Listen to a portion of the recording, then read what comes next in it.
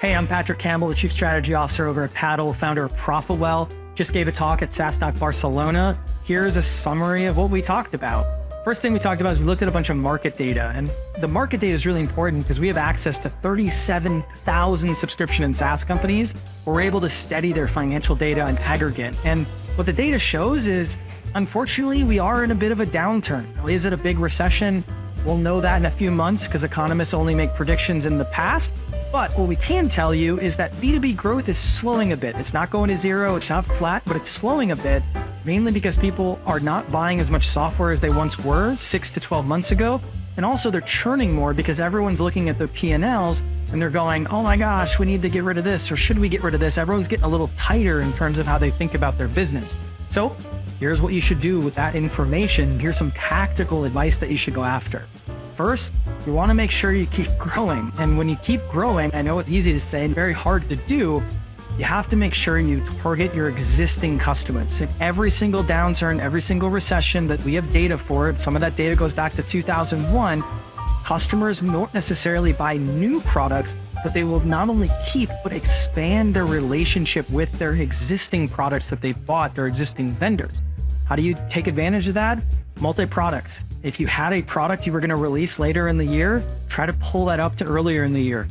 Add-ons. You want to make sure that you're selling individual features that are a little bit easier to build out than products, and making sure you're taking advantage of that value rather than just bundling it in, which is probably what you did because you didn't really think about, oh, maybe we should pull this out and charge separately for it. Number one thing people can charge separately for, priority support. There's customers who just want to make sure their phone call is answered first.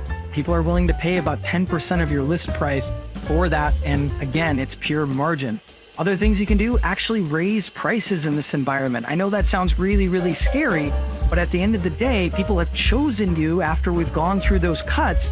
And probably by the end of Q1, you actually have that pricing power where you could raise those prices. You got to do it right. There's a bunch more information on how to do it right, but you can do it. Let me just get you that seed in your head. And then the final piece on the growth side, localization. Make sure you're doing price localization.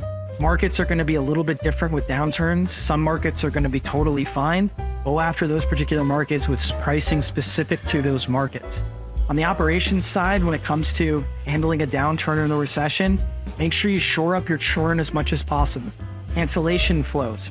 Ask people, why are they canceling? What did they like about the product? Then based on those answers, offer them a salvage offer. Try to keep them around.